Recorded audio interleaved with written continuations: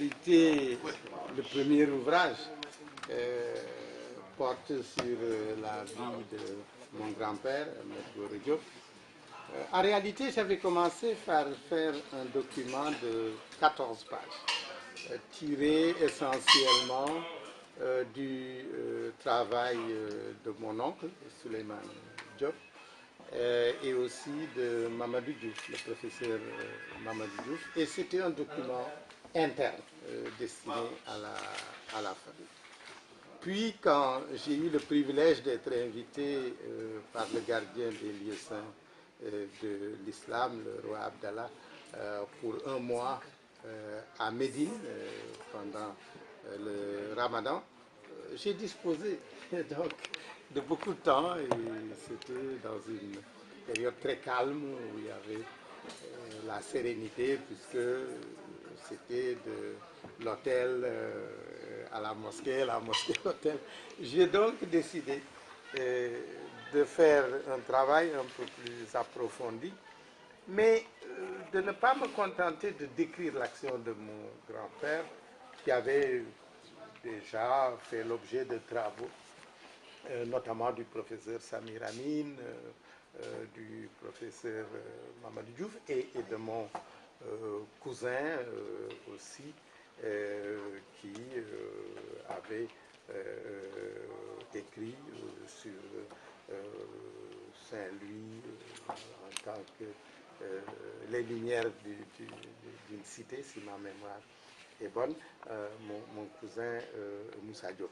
J'ai donc essayé surtout de comprendre en vue d'expliquer le pourquoi de ce qu'il a fait. Sur quoi il s'est appuyé, notamment au regard de notre Saint-Coran, au regard des hadiths et de la vie de notre prophète Mohammed sallallahu alayhi wa sallam, pourquoi il a fait ce qu'il a fait. Et donc je me suis référé à des textes du Coran et des hadiths.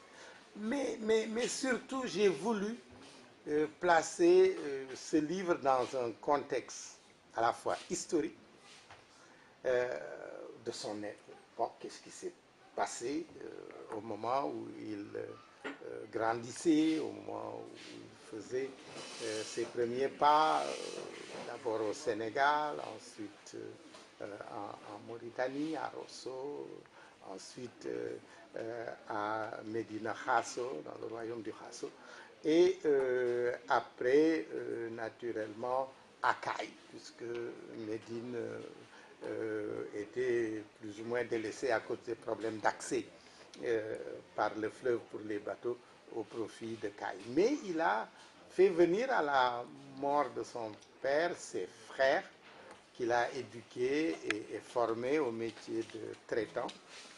Et il les a postés à Bafoullabé tout le long du fleuve jusqu'à Tombouctou. Et d'ailleurs, ils y sont restés, ils ont créé des familles sénégalo-maliennes qui jusqu'à aujourd'hui vivent là-bas.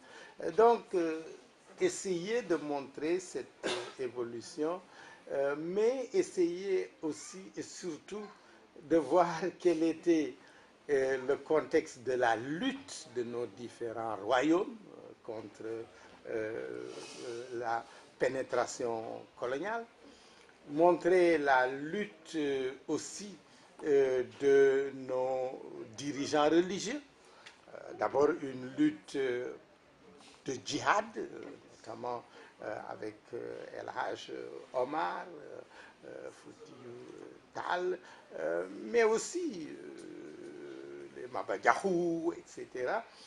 Et après, une autre forme de lutte religieuse, cette fois-ci par la formation, l'éducation, l'exemple, naturellement, de nos dirigeants religieux, Cheikh Bamba, Ababakar Sy, etc., etc. J'ai aussi essayé de montrer dans le contexte particulier de Saint-Louis, qu'est-ce qui se passait sur le plan politique.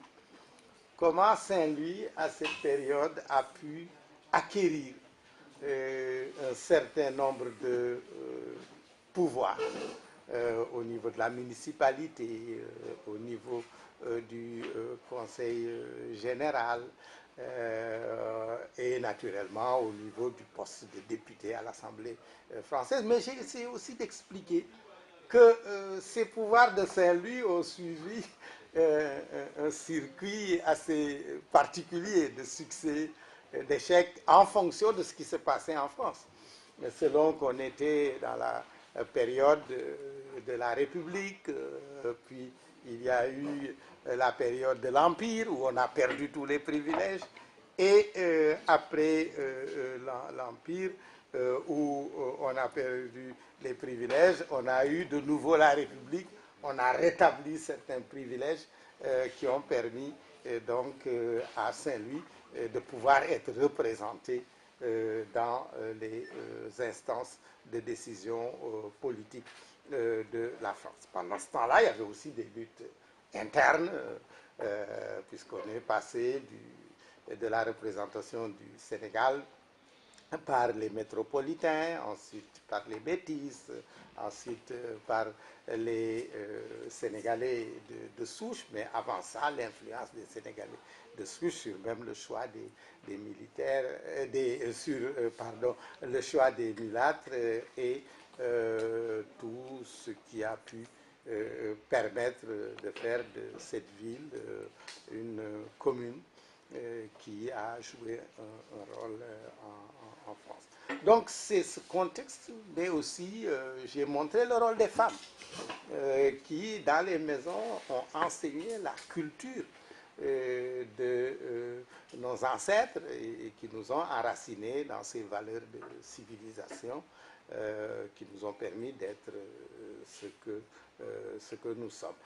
C'est un peu tout cela que j'ai essayé de décrire avant, naturellement, de parler spécifiquement de son travail en tant qu'entrepreneur, du fait que malgré le fait qu'on était à cette époque-là, il avait des méthodes et des techniques modernes d'un entrepreneur. Par exemple, tous ces navires étaient assurés chez Pellegrin, que ce soit tout le fret à l'aller comme au retour sur le fleuve. Il s'est rendu très vite compte que s'il ne maîtrisait pas ses transports, il ne pouvait pas faire un commerce. Il a donc acquis des chalands, puis après il a fait venir des charpentiers de marine avec tout le matériel à Caille pour pouvoir faire des pirogues pour aller sur les petits bras du fleuve où les chalands ne pouvaient pas aller, ce qui lui a permis de pouvoir vraiment avoir accès aux zones reculées,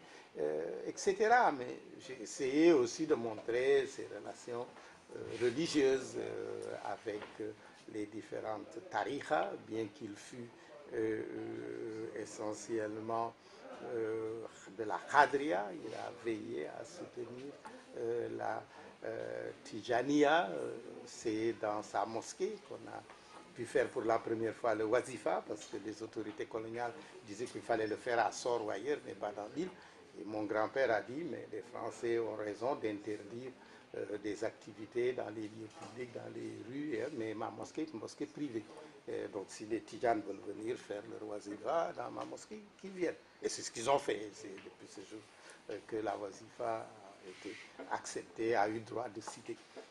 Donc c'est ce que j'ai décrit dans cet ouvrage qui est à la fois un condensé de l'histoire de cette époque, mais qui a montré aussi les relations au-delà du Sénégal avec la Mauritanie, avec le Mali, avec les autres pays. Alors,